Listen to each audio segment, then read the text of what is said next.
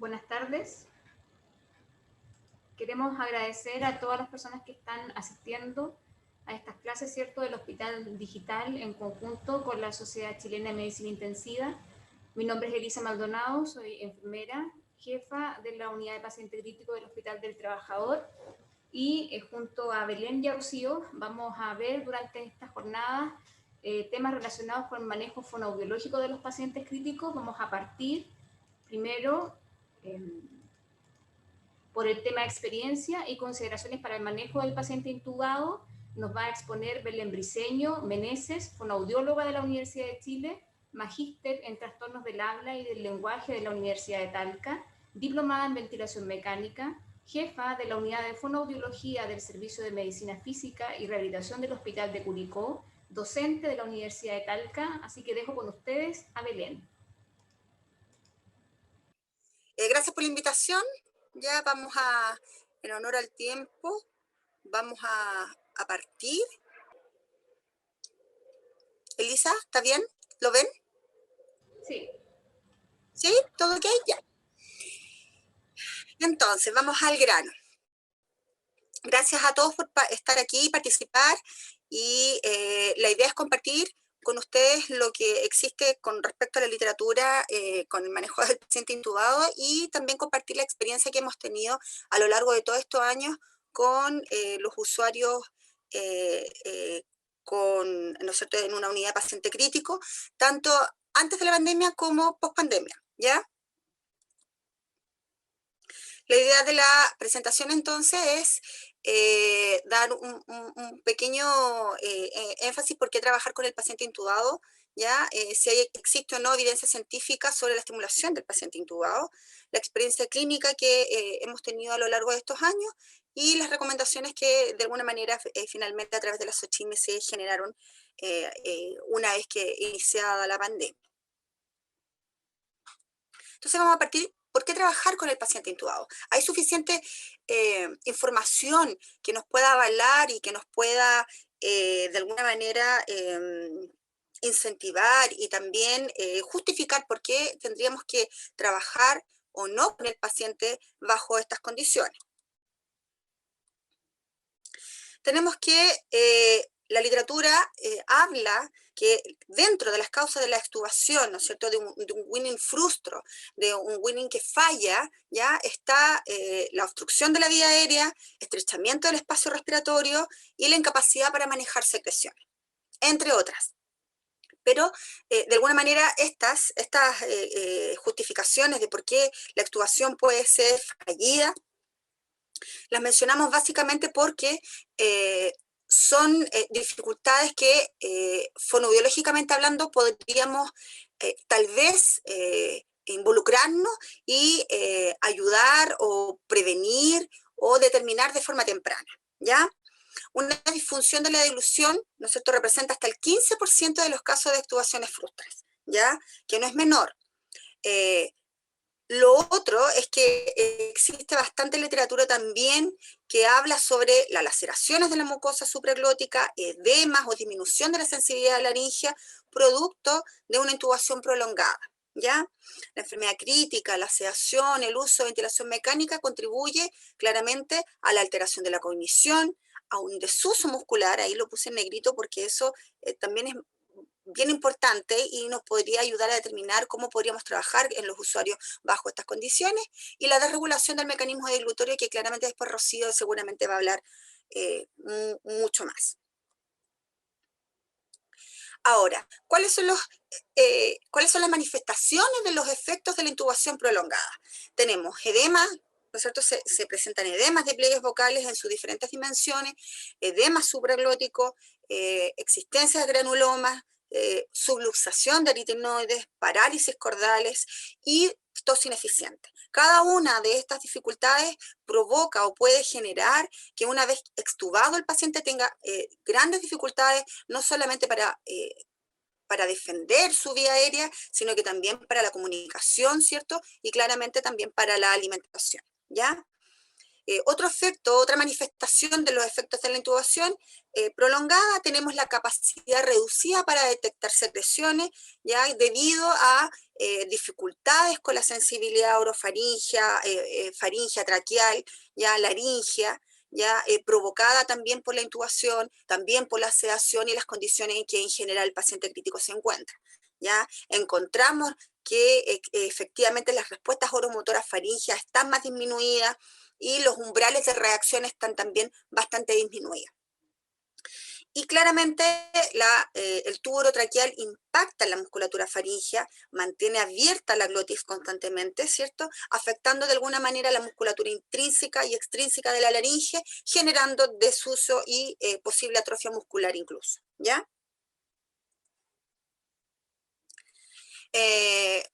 El año pasado, ¿no es cierto?, en el 2020 aparece este paper sobre la disfagia por intubación en pacientes con COVID, ¿no es cierto?, 19, en donde se describe que los pacientes, ¿no es cierto?, por el hecho de estar tantos días, ¿no es cierto?, porque el promedio de días de intubación aumentó, ¿no es cierto?, en los pacientes con COVID. Tenemos un promedio de días aproximadamente entre 12 y 15 días, ¿ya?, en donde las condiciones también son distintas, ¿ya?, esto de estar constantemente en prono, estar en ciclos de supino, ciclo de prono, ¿ya?, esto ha contribuido de alguna manera a que la exacerbación de las posibles dificultades en el manejo de vía aérea y la exacerbación de las disfagias se vean mucho más elevadas y sean mucho más propensas en estos pacientes que están actualmente en la unidad de cuidados intensivos. Entonces, a raíz de esto, ¿ya? Es que uno va elucubrando que al parecer sería bastante razonable empezar a trabajar con los pacientes intubados y empezar a monitorear desde muy principio, ¿no es cierto?, desde una fase muy temprana, ¿ya?, acciones que pudiesen de alguna manera prevenir, mantener o evitar algún tipo de manifestaciones clínicas que la literatura habla sobre los usuarios con intubación prolongada, ¿ya? Ahora, ¿cuáles son los factores favorecedores que provocan dificultades tanto estructurales como funcionales en los pacientes intubados de larga data? Bueno, la duración de la intubación claramente, ¿cierto? Actualmente en esta pandemia tenemos, como ya habíamos dicho, una duración de intubación que es mucho más larga, ¿no es cierto?, que previo a la pandemia. ¿Ya? El tamaño del tubo utilizado, ya las intubaciones repetidas, reintubaciones, el hecho que sean traumáticas o no, ¿ya? La fricción, ojo, la fricción continua entre el tubo y la mucosa, ¿ya? Las infecciones, reflujo faringolaringio y también el reflujo gastroesofágico claramente. Y lo pongo como pregunta porque todavía esto no está bien declarado dentro de la literatura, pero hoy en día, con las condiciones que tenemos, ¿no es cierto?, de pacientes COVID-19, la posición prono, ¿qué tanto? ¿Qué tanto es un factor de riesgo justamente para exacerbar las dificultades estructurales por actuación que podamos encontrar? ¿Ya? Eso yo creo que hay que empezar a trabajarlo, hay que empezar a anotarlo, cómo salen nuestros pacientes en prono, ¿no es cierto? Aquellos que tuvieron 2, 3 ciclos de prono o que han estado sobre 6, 7 días en prono, ¿ya? ¿Cuáles son, ¿no es cierto? Si hay un basal común entre ellos con respecto a las manifestaciones clínicas que posteriormente presentan, ¿ya? Entonces, en base a esto, ya podemos ver que tal vez el posicionamiento sí puede influir en que se exacerbe, se evite o se prevengan ciertas dificultades, ya especialmente si hablamos que la fricción, ¿cierto?, que las infecciones, el reflujo, de alguna manera participan y son factores favorecedores de las dificultades que podrían presentar los sujetos que estuvieron intubados, ¿ya? Tenemos el aseo oral, ya el aseo oral tiene bastante evidencia clínica y una evidencia muy alta en la literatura que nos habla que efectivamente tiene, ¿no es cierto?, una disminución importante de las neumonías asociadas a ventilador mecánico. ¿Ya? Pero eso también, además de eso, podría disminuir infecciones y un sinfín de otras connotaciones que ocurren a nivel de la cavidad oral, como vamos a ver a continuación. Y el trabajo muscular, principalmente porque la literatura también en ese sentido es bastante generosa con mencionarnos sobre el desuso muscular, las atrofias, las debilidades musculares, tanto a nivel lingual, tanto a nivel facial, ¿cierto? A nivel de la musculatura suprayoidea e infrayoidea, que el sujeto sufre a causa de todas de las condiciones en las cuales se encuentra en estas unidades. ¿Qué signos y dificultades se han mencionado y que podrían estar relacionados entonces de forma directa con la intubación?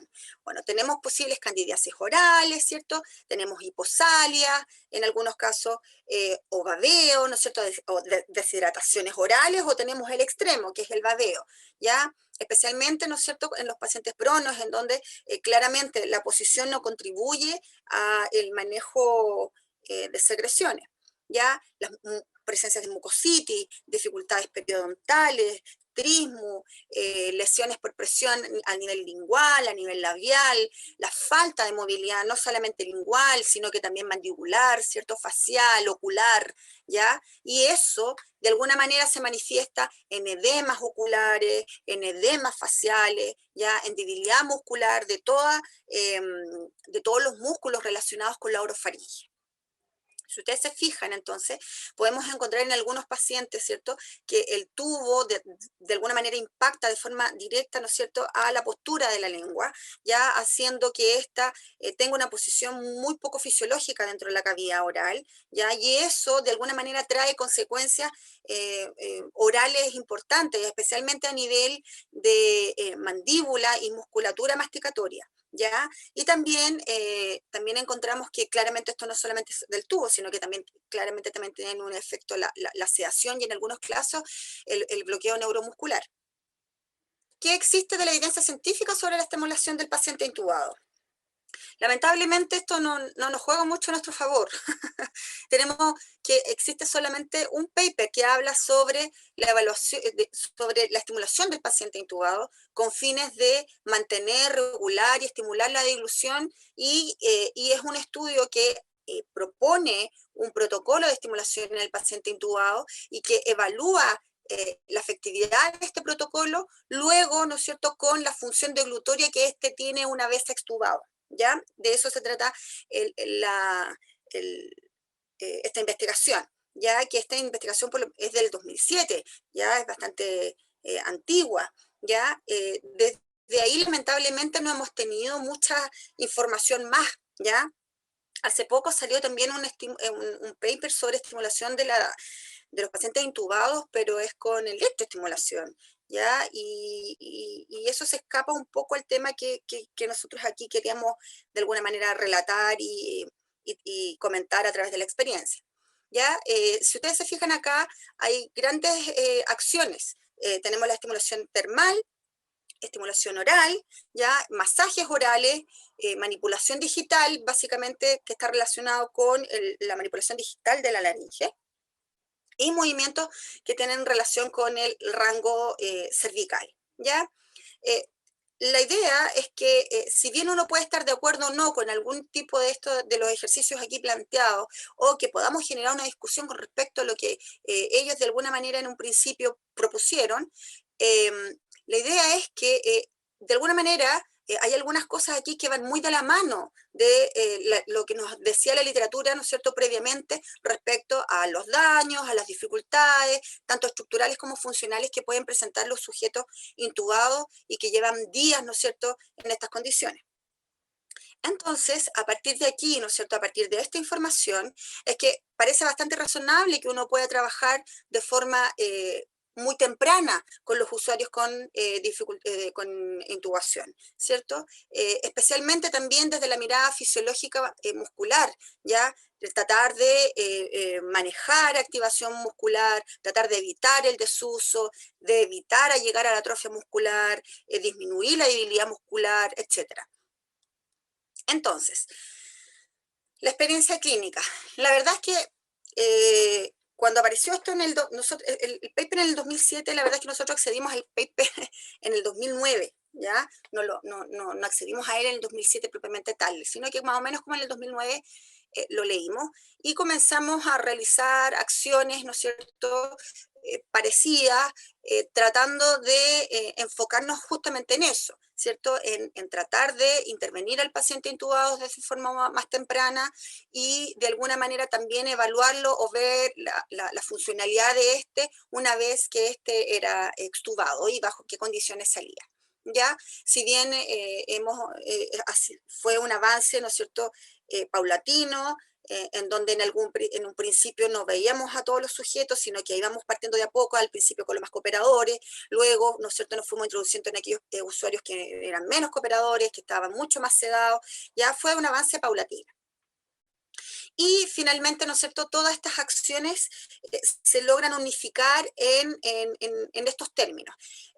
Esto lo hizo muy bien Rodrigo Tobar, ¿cierto? Rodrigo logró que todo lo que hacíamos, ¿no es cierto?, de forma activa desde el punto de vista de lo que estábamos haciendo con los intubados, logró de alguna manera resumir, ¿no es cierto?, y clasificar muy bien estas acciones con esta mirada, ¿ya? Que son acciones preventivas, acciones para disminuir secuelas, ¿cierto? Determinar acciones de acuerdo a la escala de sedación y acciones relacionadas con prevenir alteraciones estructurales, prevenir y disminuir alteraciones funcionales relacionadas con los mecanismos protectores de la vía aérea y mantener la funcionalidad de la vía aérea, ¿ya? Entonces, todo lo que nosotros podemos realizar, podríamos enfocarlo en cada uno, ¿no es cierto?, de estas temáticas, desde el punto de vista preventivo, disminuir las secuelas, ¿cierto?, y de alguna manera también mantener la funcionalidad. Entonces, cada una de las acciones que queramos realizar van a estar mediadas por mantener, prevenir o prevenir algún tipo de dificultad que afecta la funcionalidad motora oral, ¿ya? Mantener la funcionalidad de los mecanismos protectores de la vía aérea, ¿ya? Mantener la funcionalidad en general de toda la vía aérea, ¿ya? También mantener la funcionalidad vocal post-extubación y claramente también mantener y disminuir cualquier tipo de dificultad que se genere a nivel comunicativo, ¿ya? Este es un manual de procedimiento que afortunadamente después también de un camino bastante largo recorrido, en el mayo de 2019 se logra ya generar un manual de procedimiento en donde afortunadamente la intervención fonoaudiológica parte desde la estimulación de los pacientes intubados. Las acciones a realizar van a depender del RAS del usuario, ¿ya? O el nivel de sedación al cual se encuentra. Digo RAS básicamente porque es la escala de sedación que utilizamos en nuestra institución. Pero la verdad es que depende de la escala de sedación que cada equipo maneje. La idea aquí es que independiente del estado de sedación siempre se puede hacer algo, siempre hay un trabajo que hacer en equipo y siempre hay objetivos a trabajar, ¿ya? Lo que pasa es que uno se adapta claramente a la escala de sedación y a las condiciones hemodinámicas en el cual el usuario se encuentra, ¿ya? Se trabaja mucho con el posicionamiento general del paciente, el posicionamiento general en base a su posicionamiento cervical, el posicionamiento cervical en base a su posicionamiento mandibular, ¿ya? Y esto también en relación a la posición del tubo, cómo está el tubo dentro de la cavidad oral, ¿cierto? Cómo pasa, si pasa o no por las piezas dentarias, cómo pasa, ya está generando una fuerza, un esfuerzo tipo de torque, ¿no es cierto?, dentro de la cavidad oral, este tubo, ya la postura del tubo en relación, ¿no es cierto?, al manejo cervical y mandibular del usuario, ya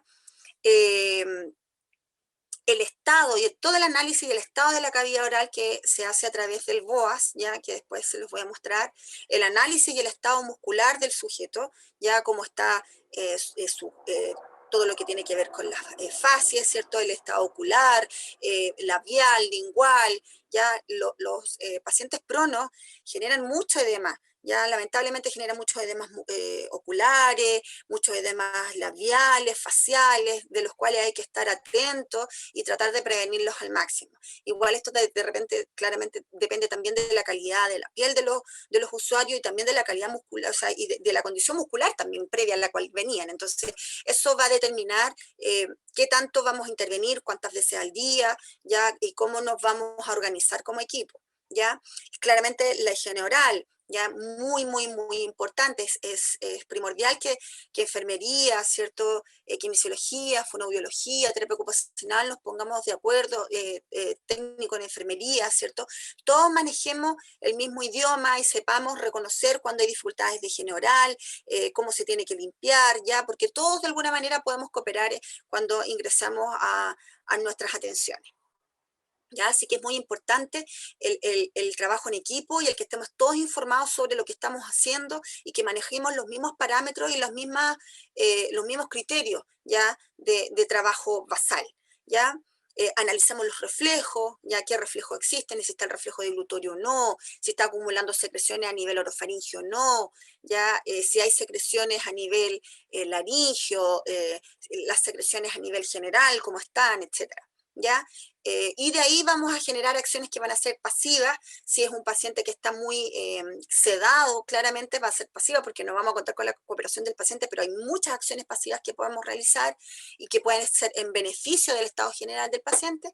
Y cuando hablamos de acciones activas, es que cuando ya tenemos la cooperación del usuario, ya está despertando, ¿cierto?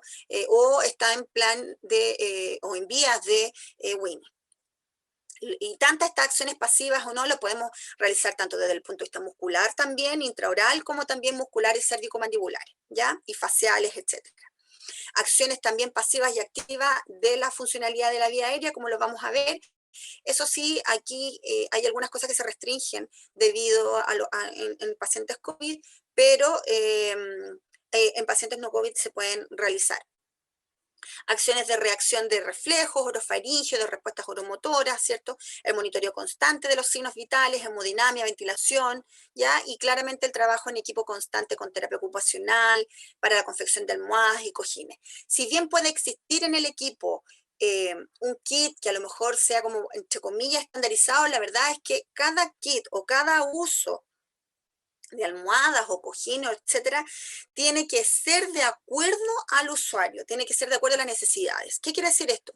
Que cada vez que llega un usuario, idealmente fonoaudiología, ¿no es cierto?, enfermería, kine, entran, evalúa junto con TO, ¿cierto?, cómo es la condición estructural del paciente en general, cuáles son, ¿no es cierto?, y cuáles serían los mejores cojines, almohadas o ayudas técnicas que ese sujeto necesita para estar mejor posicionado y tenga los menos eventos posibles dañinos o secundarios que puedan generar algún tipo de dificultad, ¿ya? Si bien, insisto, puede haber entre comillas un kit estandarizado, la verdad es que tiene que ser individualizado por cada sujeto, ¿ya?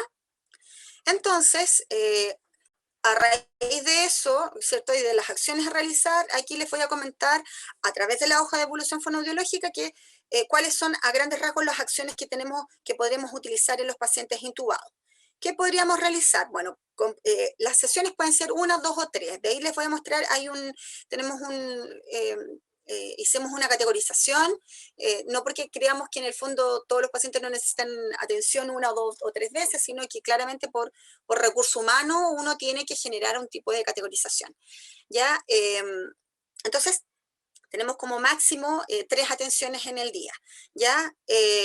Tenemos la comprobación, obviamente, de la estabilidad hemodinámica, siempre, independiente de la sedación, siempre se orienta al paciente, se anticipa la estimulación, se ajusta la postura cervical para alineación con respecto a la posición corporal, se alinea la postura cranomandibular, siempre se ve el BOAS, ¿no es cierto? Y el BOAS tiene que estar informado, todos tienen que manejar el BOAS, ¿ya? Y la sugerencia a partir de este puntaje, comprobar la necesidad de aspiración tanto orofaringea u orotraqueal, ya, ajustar la posición del tubo en cavidad oral, tanto en piezas dentarias, comisura labial o lengua, si es que es necesario, ya, ajustar el posicionamiento del tubo con respecto a la postura corporal, ya, para que no se curve, no se cargue sobre el pecho y no me genere efecto torque, ya, se posiciona la lengua posterior al borde libre de los dientes, se limpia, se hidrata la lengua, se alinea la lengua dentro de la cavidad oral, se ajusta el tubo para que no cargue en la masa lingual, deformando toda la cara dorsal de esta, se trabaja movilidad lingual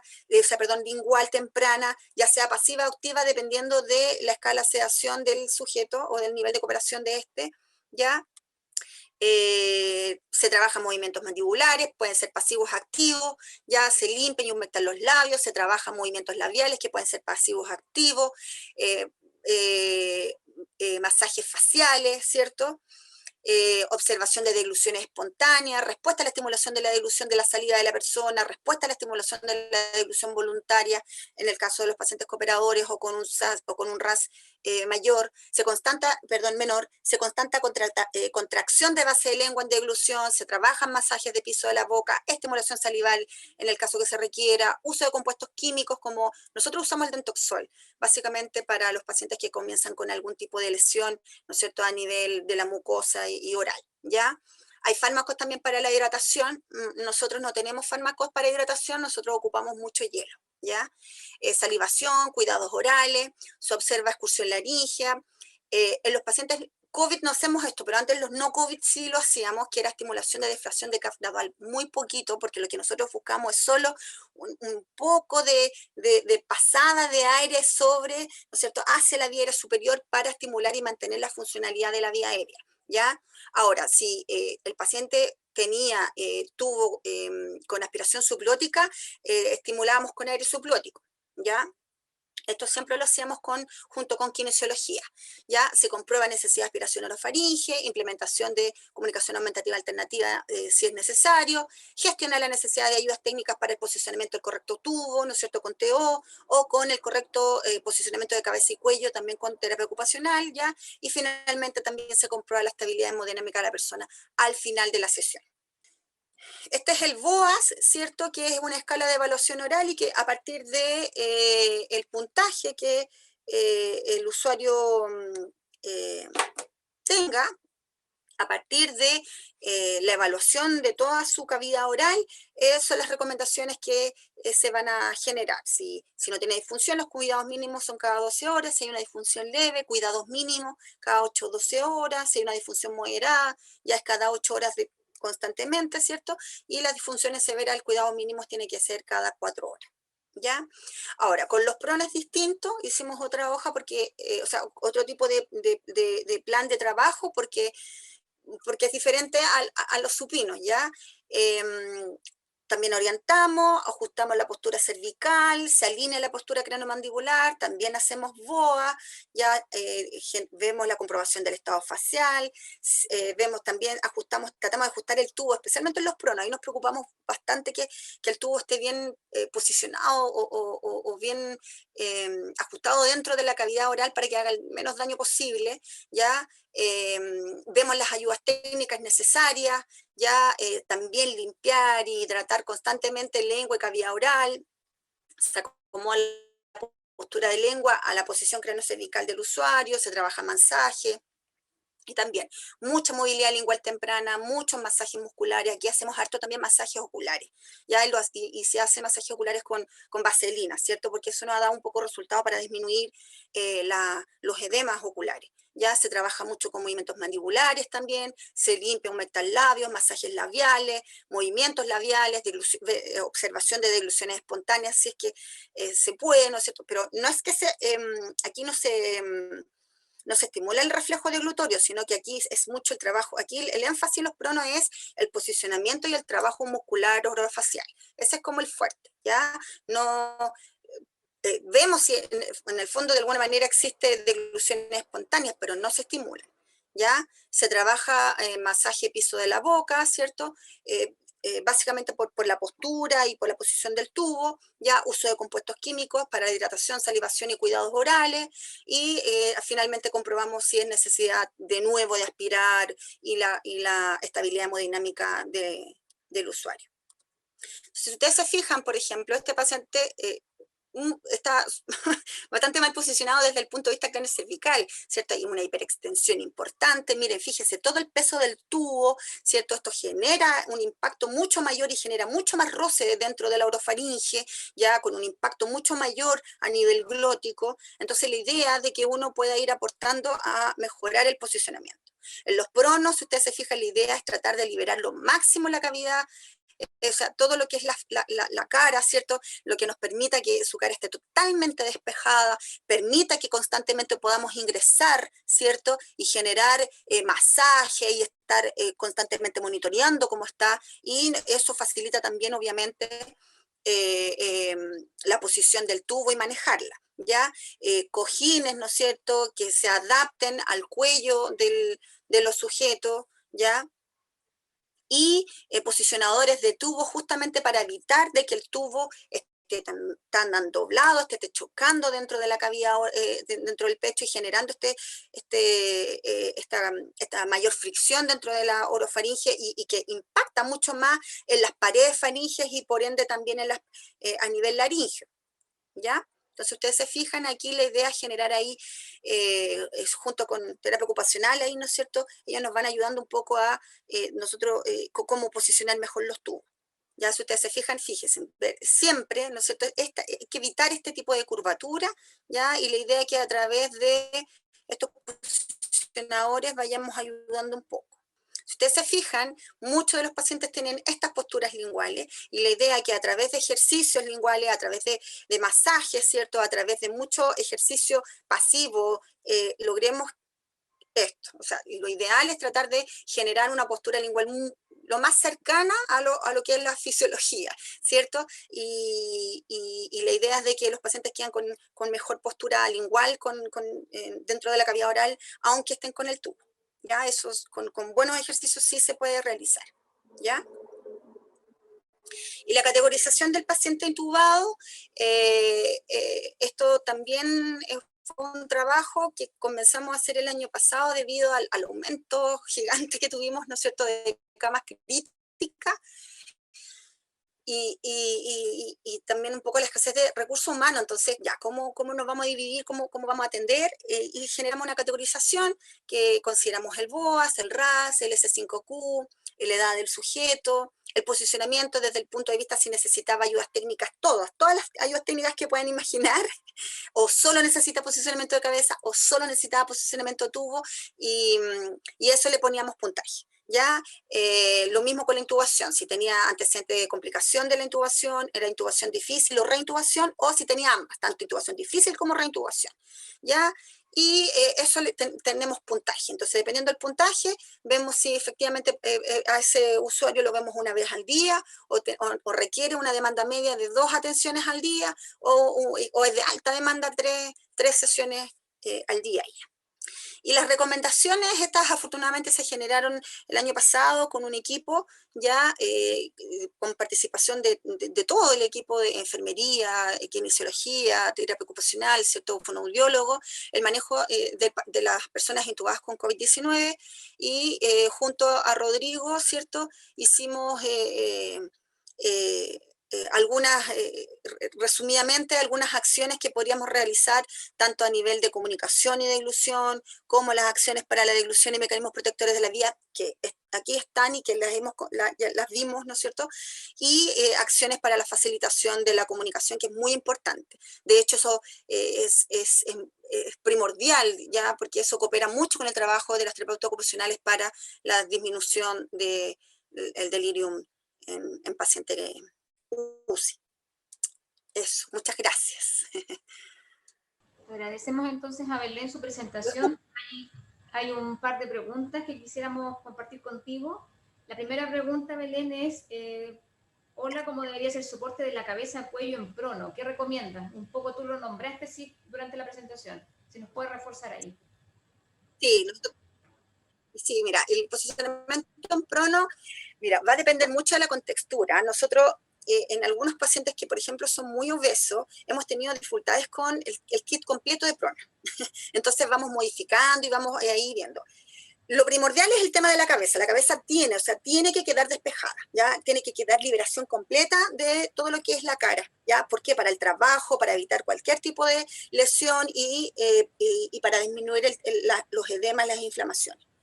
Así que partimos primero con la evaluación de cómo tiene que estar posicionada la cabeza. Entonces, vamos en equipo, generalmente vamos dos, ¿no es cierto? Y primero generamos la elevación de la cabeza para... Lo que queremos determinar es cómo tiene que quedar primero la cabeza para que quede alineada con respecto al cuerpo y, ¿no es cierto?, y quede liberada. Ahí, ¿no es cierto?, se determina la dimensión del cojín, ¿ya? Y dependiendo si tiene cuello o no tiene cuello, porque hay sujetos que no tienen cuello, el cuello es muy cortito, muy reducido, versus otros que sí, que efectivamente tienen un cuello. Y dependiendo de eso, vemos qué grosor tiene que tener, ¿no es cierto?, este cuello en C acá, ¿ya? Porque la idea es liberar también parte del mentón. Entonces, si los pacientes en general no tienen cuello, por ejemplo, esta parte es más cortita, ¿ya? Es mucho más cortita y se amolda a la fisonomía del sujeto acá a nivel de piso de la boca. En cambio, si tiene cuello, lo hacemos más grandecita, ¿ya? La hacemos más grande dependiendo justamente del cuello que tenga el sujeto.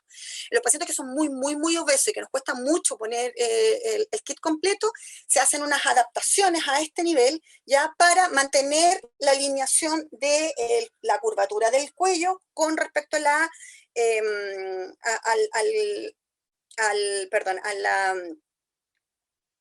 espalda, a la columna vertebral, ¿ya? Y en los pacientes que sí podemos poner el prono, ¿no es cierto?, vamos viendo si vamos a hacer prono lateralizado o vamos a hacer el prono completo.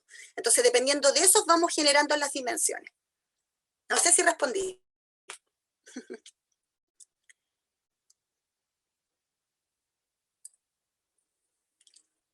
¿Sí? Sí, siempre Fono y TO van y en conjunto evalúan cuáles son las dimensiones del kit.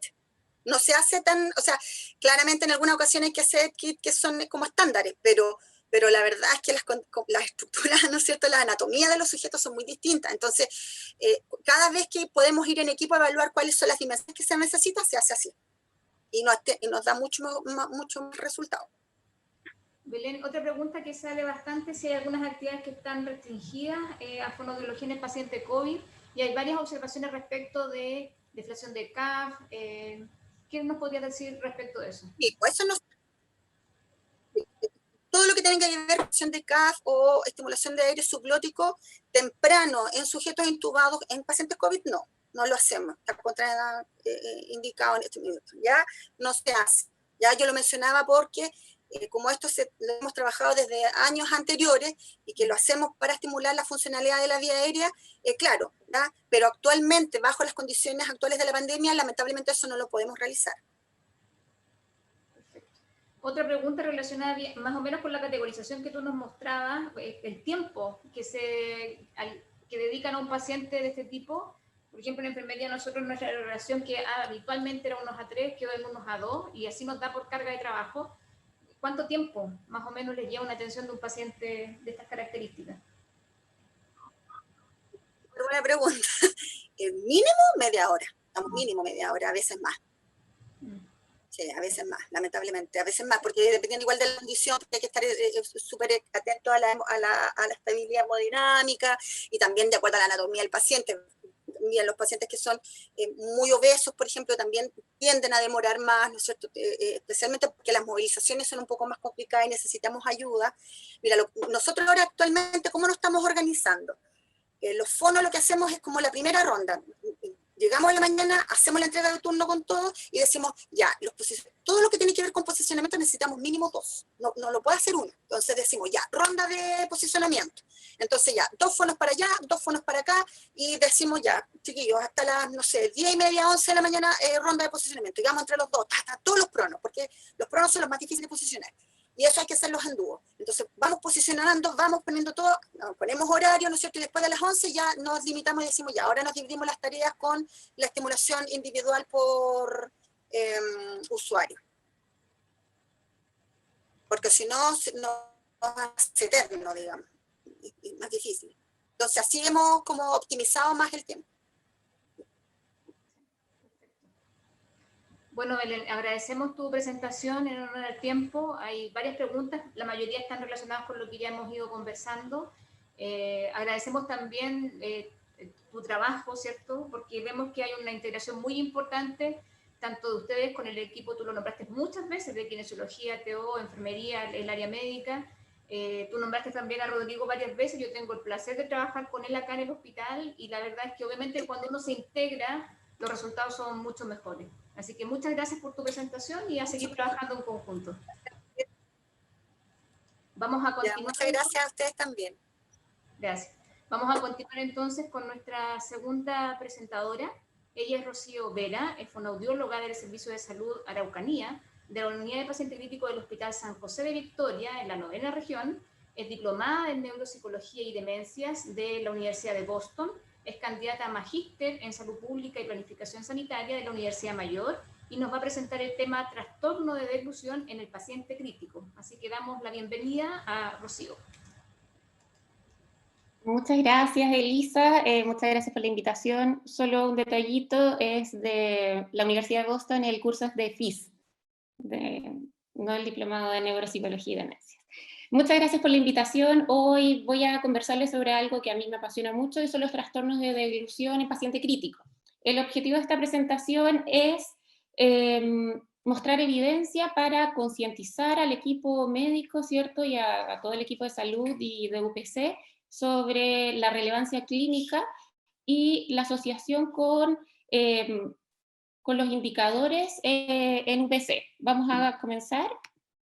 Brevemente una introducción, vamos a hablar de la epidemiología, cuáles son disfagia posextubación y outcomes en la UCI, fisiopatología, que ya Belén mencionó la mayoría, ¿cierto?, de los aspectos que están a la base de la disfagia posextubación, y algunas palabras sobre el manejo.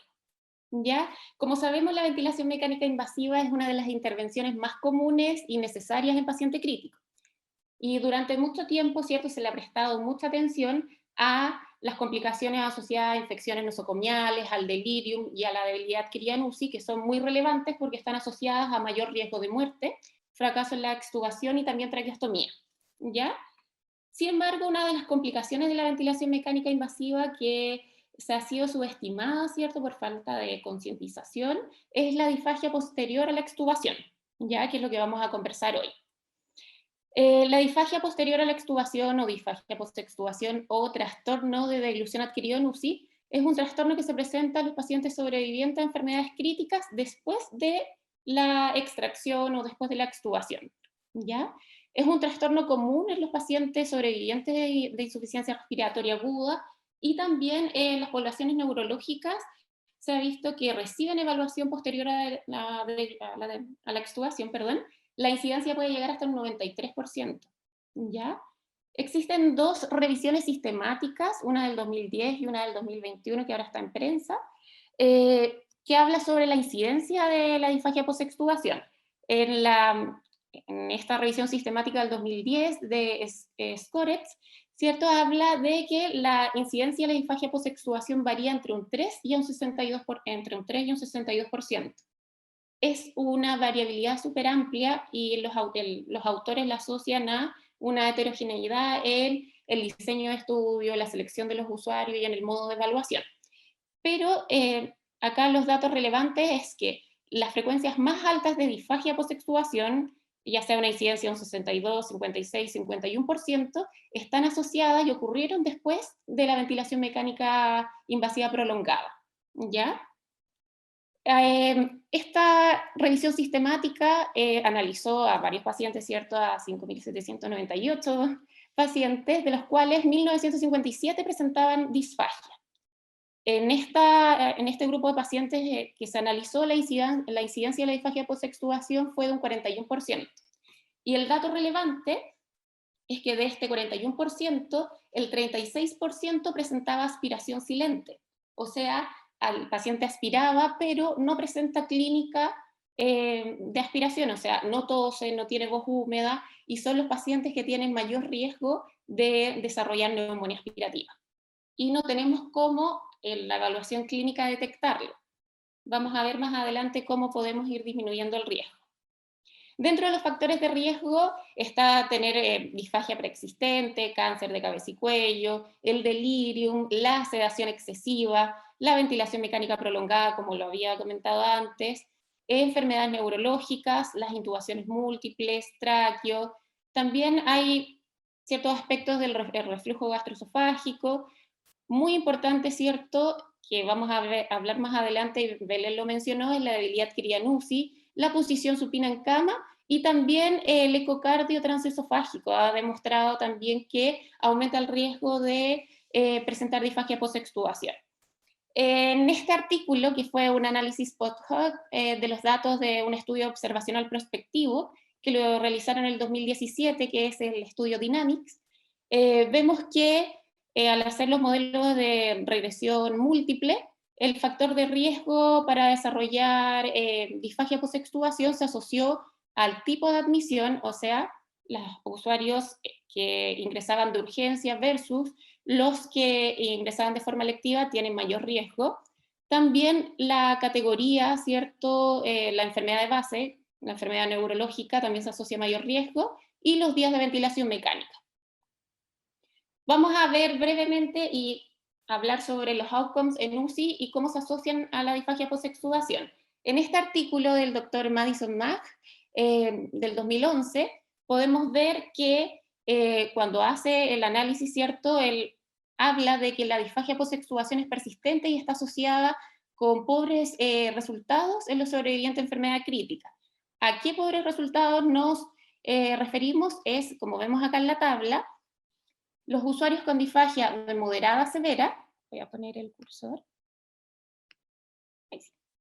Los usuarios con disfagia de moderada a severa, de forma independiente se asocia a el resultado combinado de reintubación, de neumonía y también de mayor mortalidad. Es uno de los primeros artículos que ya nos va entregando información dura sobre los resultados y cómo se afecta la trayectoria clínica del usuario con disfagia post-extubación.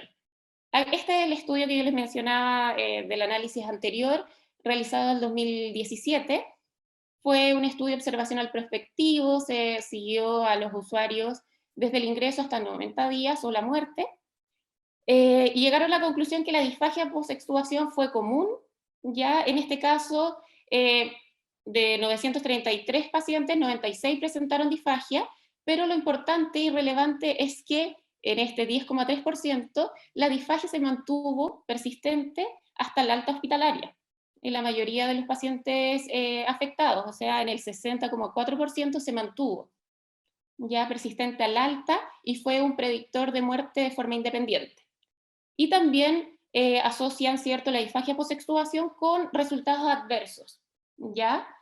Cuando hablamos de outcomes en UCI y disfagia post-extubación, acá, ¿cierto?, vemos que los pacientes, ¿cierto?, con screening positivo para disfagia post-extubación se asoció a mayor días de ventilación mecánica invasiva, mayor días, ¿cierto?, con tubos de alimentación o sondas nasogástricas, también a mayor uso de adrenalina, con este indicador, ¿cierto?, de intervenciones terapéuticas en UCI, también tienen mayor tipo de intervenciones, y se asocia a mayor estancia total en UCI, también mayor estancia posterior a la extubación y mayor estancia hospitalaria en general. Lo otro interesante que la mortalidad para todas las causas, cuando se analizaron con el screening positivo de disfagia post-extubación, la mortalidad a los 28 días aumentaba un 6,6% en los pacientes con el screening positivo, y a los 90 días aumenta la mortalidad en un 9,2%. ¿Ya? Entonces tenemos que varios outcomes relevantes para el desenlace, ¿cierto?, de nuestro usuario. Cuando en este mismo estudio hacen un modelo de regresión y analizan los factores de riesgo, ¿cierto?, de la disfagia post-extubación, vemos que en el análisis univariado a los 28, con el seguimiento a los 28 días, el puntaje en el APACHE, en el SAPS-2, el estatus de admisión que habíamos hablado, que los usuarios del grupo de emergencia tenían mayor riesgo de disfagia post-extubación versus los que ingresaban por algo electivo, tener disfagia, y también los días de ventilación mecánica estaban asociados de forma significativa, ¿cierto?, con mayor riesgo de mortalidad a los 28 días. Y cuando se realiza el análisis multivariado y se ajustan las variables según sexo, edad, género, días de ventilación y estatus al ingreso de admisión, la disfagia también fue asociada de forma significativa e independiente con la mortalidad a los 28 días. Entonces, es información muy relevante que todavía no se toma el peso, ¿cierto? Quizás por falta de concientización sobre el real peso de la disfagia posextubación. Belén ya nos adelantó y nos habló sobre la fisiopatología de la disfagia posextubación, y los potenciales mecanismos de la disfagia en sí todavía no son completamente comprendidos. Ya se sabe que es multifactorial.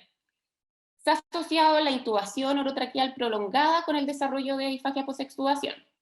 Pero también, cuando se habla de la intubación orotraqueal, algunos autores dicen que una intubación orotraqueal de más de 4 días se asocia también significativamente al riesgo de aspiración, pero tenemos que ser bien claros y no tomar el criterio de temporalidad mínimo, ya sea menos de 48 horas, más de 48 horas o 4 horas, necesariamente como punto de corte estricto, ¿ya? Porque va a depender de, como es multifactorial, de el estatus cognitivo, si tiene alteración del sensorio o no, de la debilidad adquirida en UCI, etc. Entonces, la intubación orotraqueal por sí sola no genera disfagia posextubación, pero sí es un factor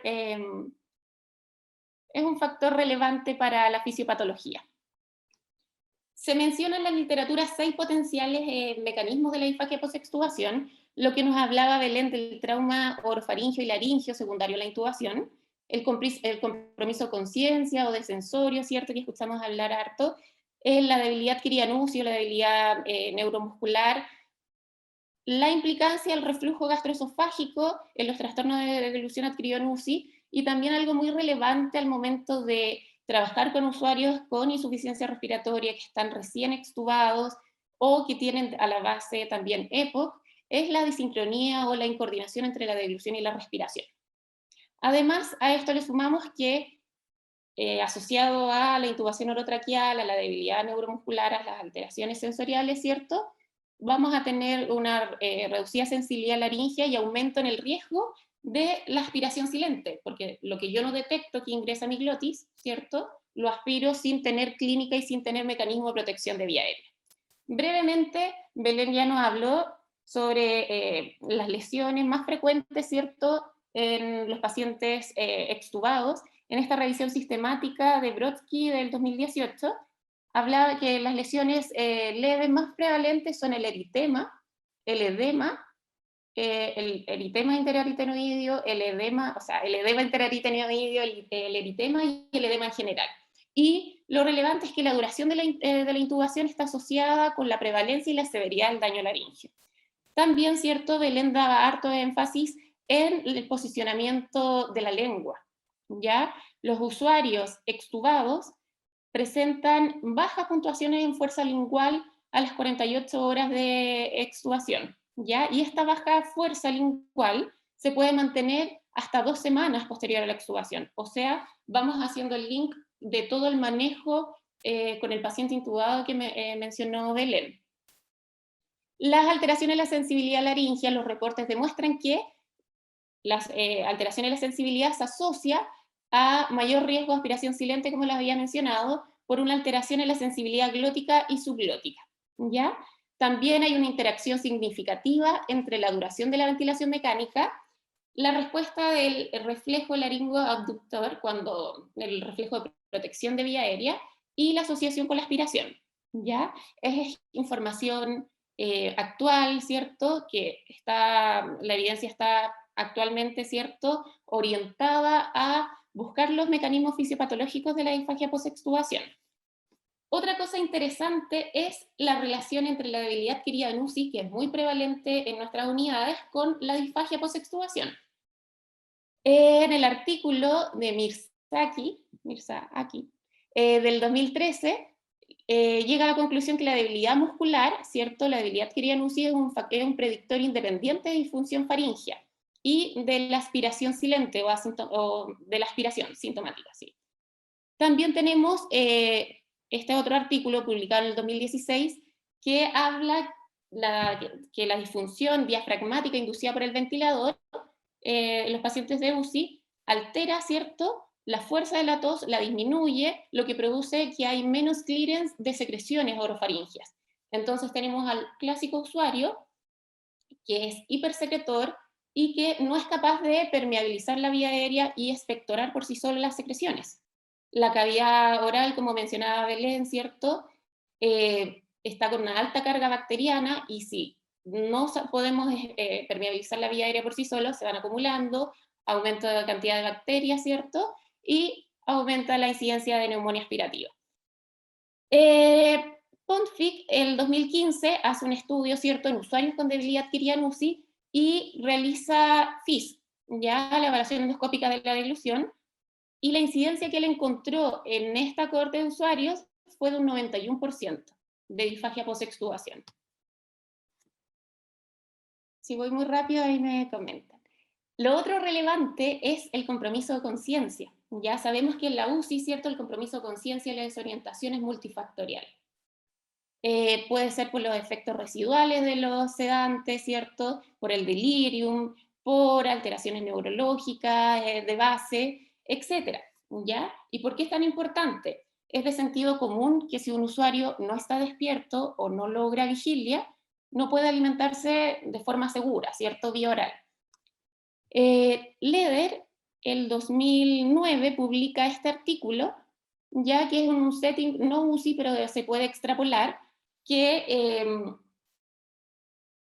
la respuesta a preguntas, ¿cierto?, de orientación y el seguimiento de instrucciones tiene un efecto, ¿cierto?, en la aspiración. Logró determinar que si el paciente no está orientado y no logra responder a preguntas simples, las probabilidades potenciales de aspiración con líquidos es un 31% mayor que a los pacientes si el paciente estuviera orientado. ¿Ya? Entonces, con esta información podemos, con evidencia, demostrar que el usuario que está somnoliento durante todo el día o que no logra vigilia funcional durante por lo menos 4 tiempos de comida tiene alto riesgo de aspiración. Por eso, la disfagia post-extubación, y también hay un artículo de Martin Brodsky que habla de que la disfagia post-extubación es un llamado también al trabajo interdisciplinario. Necesitamos para la permeabilización de la vía aérea trabajar con el kinesiólogo, necesitamos a la enfermera para saber cómo está la estabilidad clínica, también para ir viendo con los TENS el manejo de la higiene oral, al terapeuta ocupacional para favorecer, ¿cierto?, la orientación del usuario, etc. ¿Ya? Sabemos que el reflujo gastroesofágico y faringolaríngeo, ¿cierto?, genera efectos adversos, ¿cierto?, en el esfínter laríngeo. Aumenta el edema que ya ha producido la intubación orotraqueal, la aumenta, también aumenta el eritema, y se describe que el reflujo crónico podría contribuir a la disfagia post-extubación. Ya, voy a poner un poquito de agüita. Y el sexto mecanismo que se ha descrito, potencial para producir disfagia post-extubación, es la descoordinación o disincronía entre la respiración y la deglución. Cuando deglutimos hacemos una apnea fisiológica, ¿ya? Y la deglución y respiración están altamente coordinadas, ya sea por la encrucijada aerodigestiva, ¿cierto? Anatómicamente están juntas y también comparten centros a nivel del tronco cerebral, ¿ya? La prevención de la aspiración, ¿cierto?, depende de la precisión de la coordinación entre el cierre laríngeo, la apnea fisiológica y la apertura del esfínter esofágico superior. Y esto se puede ver alterado, por ejemplo, en usuarios que están con insuficiencia respiratoria o están taquipneicos, por ejemplo. Entonces también tenemos al usuario con frecuencias respiratorias de 40, sobre todo ahora con los usuarios con COVID, que salen con ventilación mecánica prolongada, salen en muchos casos a CENAF, ¿cierto? Pero aún así mantienen unas frecuencias respiratorias bien altas. Y eso puede implicar que por la taquipnea haya una incoordinación en la protección de la vía aérea. Entonces, como vemos, hay la disfagia post-extubación es multifactorial y hay 6 potenciales mecanismos por los cuales pueden contribuir a que este cuadro está asociado a mayor incidencia, ¿cierto?, de neumonía aspirativa, de reintubación y también de mortalidad a los 28 y 90 días. Breves palabras para el manejo clínico, ¿ya? Bueno, como en muchas áreas de la fonoaudiología y en otras disciplinas, ¿cierto? Aún no hay consenso sobre el tipo de screening a utilizar, que se recomienda, o protocolos a seguir, ¿ya? El objetivo del screening, como cualquier buen screening, ¿cierto?, es identificar el mayor número de posibles pacientes con riesgo de disfagia, y así disminuir el riesgo de la disfagia post-extubación. En la literatura se mencionan principalmente 3 pruebas, ¿cierto?, que es la evaluación clínica de deglución, que la hace el fonoaudiólogo, ¿cierto?, y principalmente a la evaluación clásica suman la prueba de las 3 onzas de agua o de los 90 ml de agua como screening, asociado a la evaluación clínica de deglución. El protocolo de evaluación de Yale también es muy utilizado en los estudios para detectar disfagia post-extubación, que incluye preguntas para evaluar el nivel de conciencia, la orientación, la evaluación clínica y también el test de los 90 ml de agua o las 3 onzas.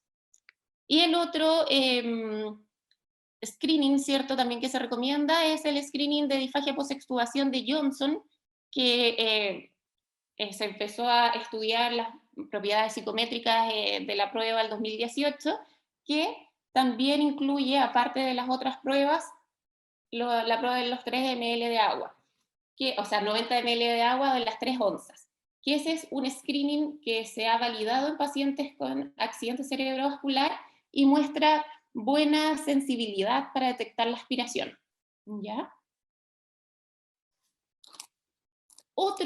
Otra gran pregunta que existe y tampoco hay consenso es de cuándo evaluar. Podríamos estar conversando mucho tiempo de si es bueno evaluar antes o después de las 24 horas de extubación. Algunos autores la evidencia la refieren como anecdótica, que varía desde 4 horas post-extubación hasta 24 horas o más, ¿ya? En la revisión sistemática sobre la disfagia post-extubación del 2021 que les mostré previamente, se evaluó y se comparó la incidencia de disfagia evaluado dentro de las 24 horas y posterior a las 24 horas. Y como podemos ver, la incidencia no varía de forma significativa, ¿ya? Si es dentro de las 24 horas o posterior a las 24 horas. Lo que respalda, ¿cierto?, que nuestra evaluación clínica o la evaluación de la deglución en el paciente extubado debe ser en función de la estabilidad clínica del usuario, más que en un tiempo específico, del nivel de conciencia y de los requerimientos, por ejemplo, de oxigenoterapia, ¿ya? Si es un paciente que requiere una FiO2 al 50% con mascarilla Venturi y no tolera el paso naricera, es complejo que yo lo pueda alimentar de forma segura y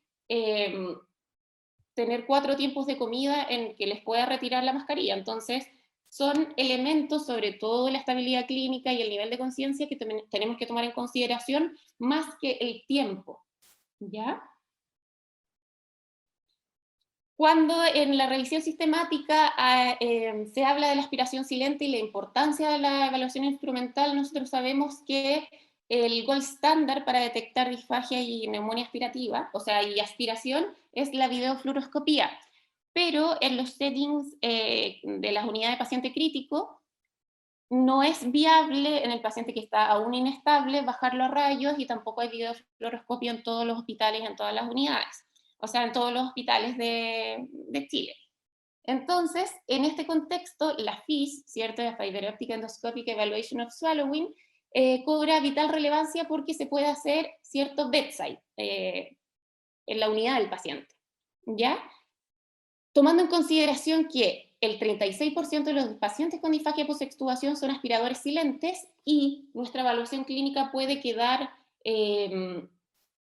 corta, por decirlo así, y podemos tener muchos pacientes que pasan la evaluación clínica, pero en realidad están aspirando, la evaluación instrumental sigue siendo imperativa para detectar esta población vulnerable, ¿ya? También sabemos que en un contexto ideal, ver y hacer la FIS, ¿cierto? Nos permite planificar la terapia, hacer las estrategias terapéuticas dirigidas y también precisar de forma objetiva, ¿cierto?, la aspiración silente, que es nuestro mayor riesgo, ya que nuestra evaluación clínica es subjetiva.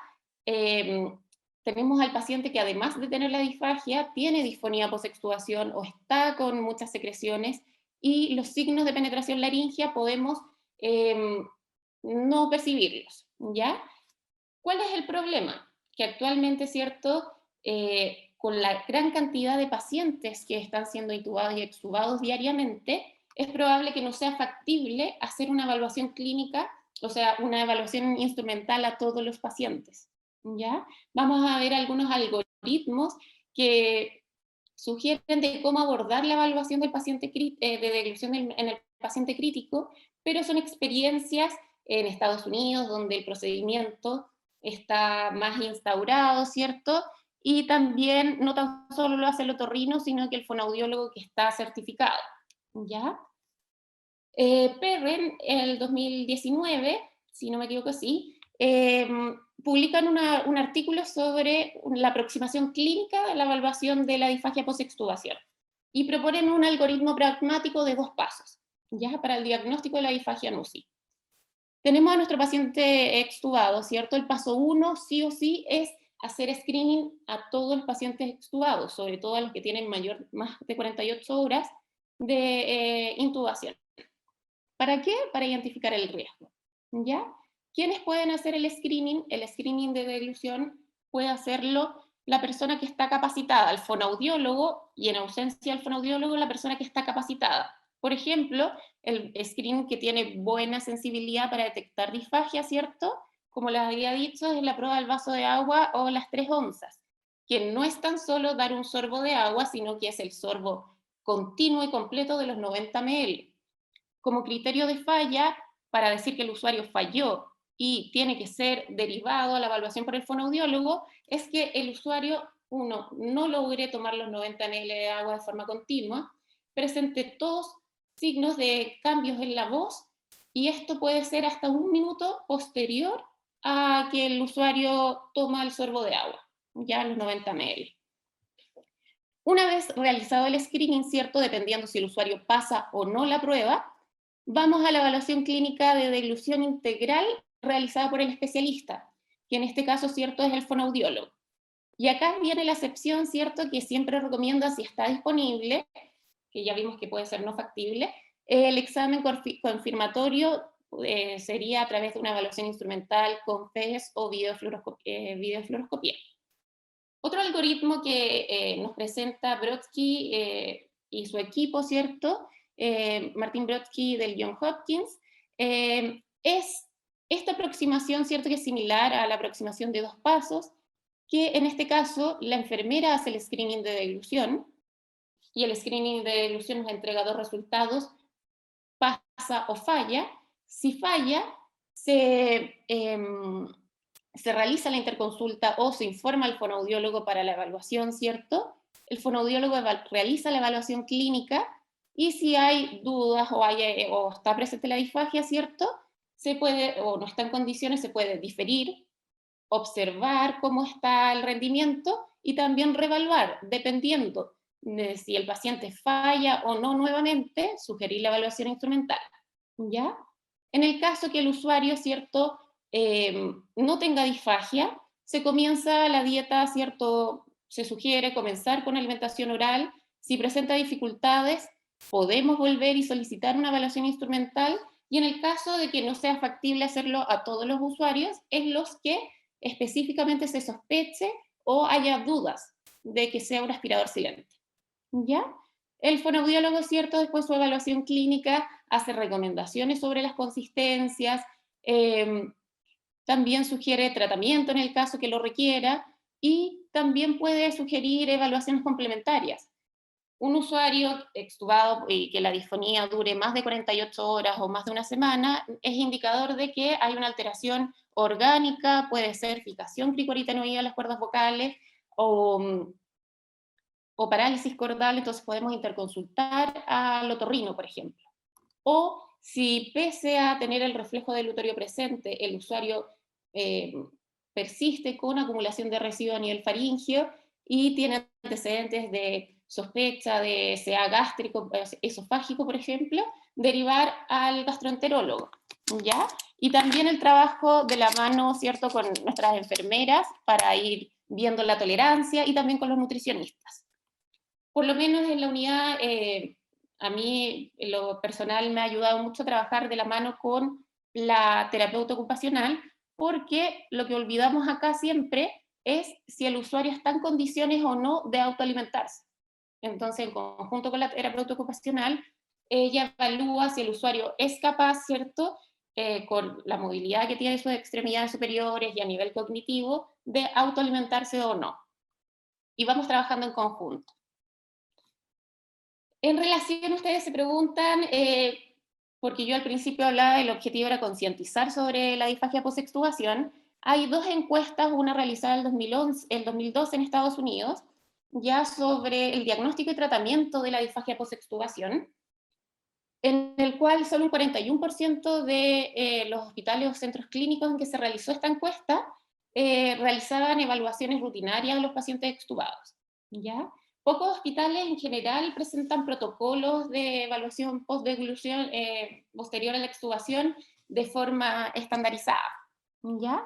Y también hay otra encuesta, que es esta que se realizó en las UCI holandesas, que casi la mitad de los médicos intensivistas, o sea, es sobre la concientización, y también casi la mitad de los centros de las UCI no cuentan con un protocolo de evaluación de diagnóstico y manejo de la disfagia post-extubación. Entonces se preguntarán, ¿qué pasa en Chile? Por eso estamos haciendo estas instancias, ¿cierto?, de concientización, porque tenemos harto trabajo por delante.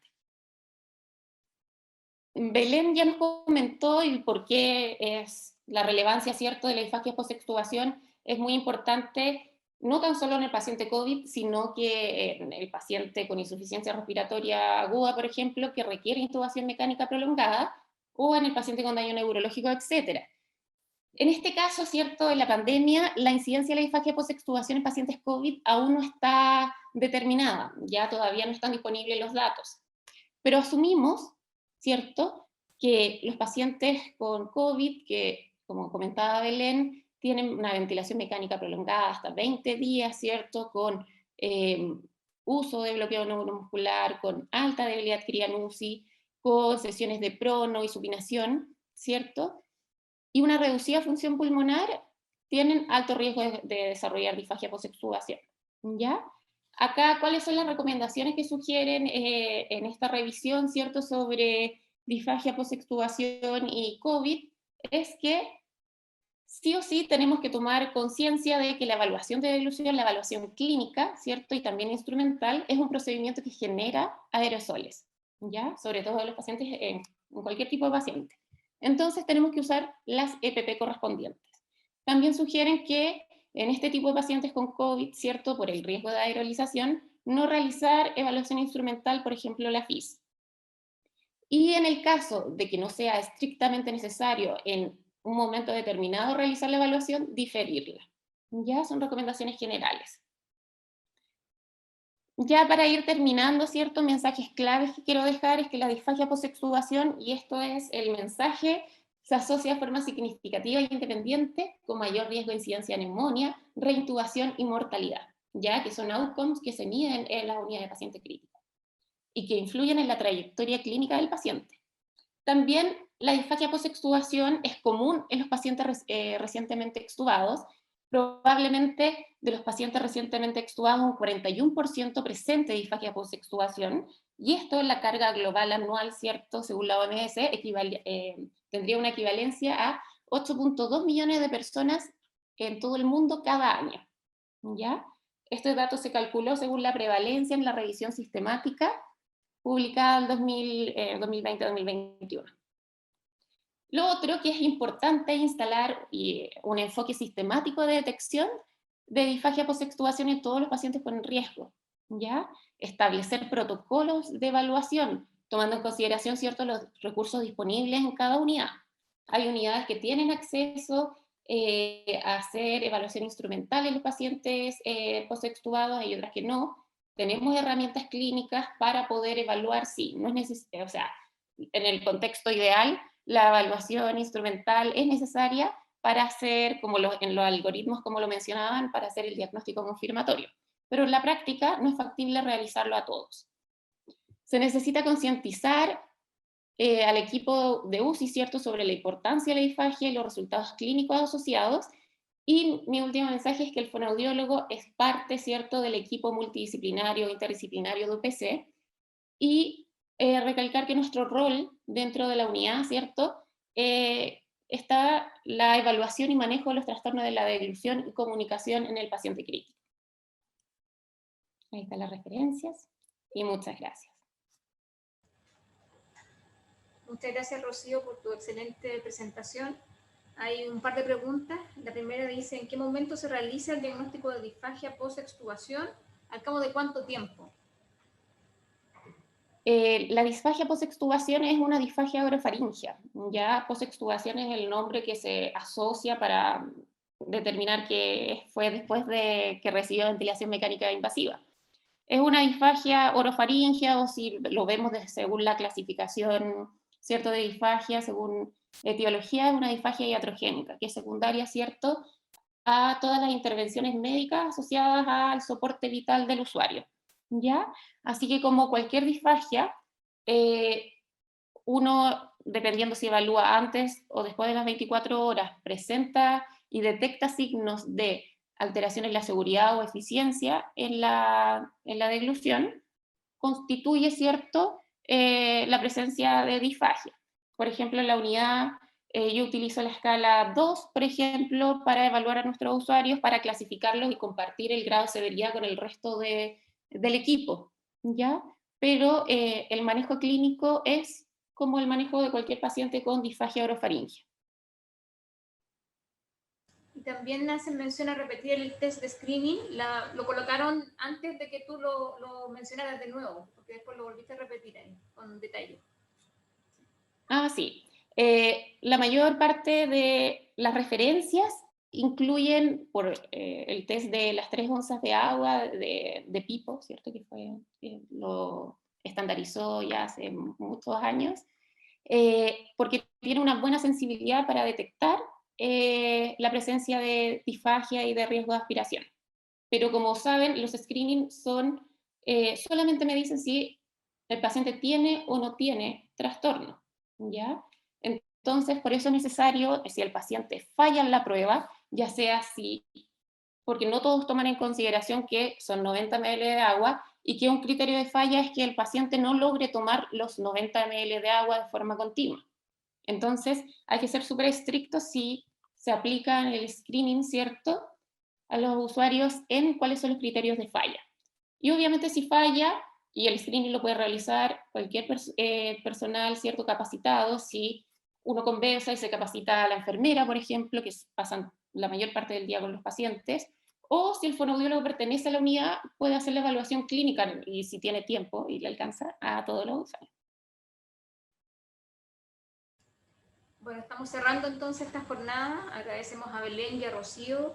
Hemos visto 2 grandes presentaciones. Estamos muy felices de ser parte de estas charlas porque en ambas nos damos cuenta de la integración que se requiere dentro de los equipos. Eso es fundamental. La pandemia ha traído muchas cosas que probablemente son muy difíciles, pero también ha traído cosas muy positivas como esto, como de reconocernos todos como parte de un equipo que trabaja en pro de una persona, ¿cierto? Así que gracias a ambas. Sin duda vamos a seguir trabajando juntas, eso no lo dudo, solo darle las gracias de mi parte. Muchas gracias por la invitación. Gracias. También, muchas gracias.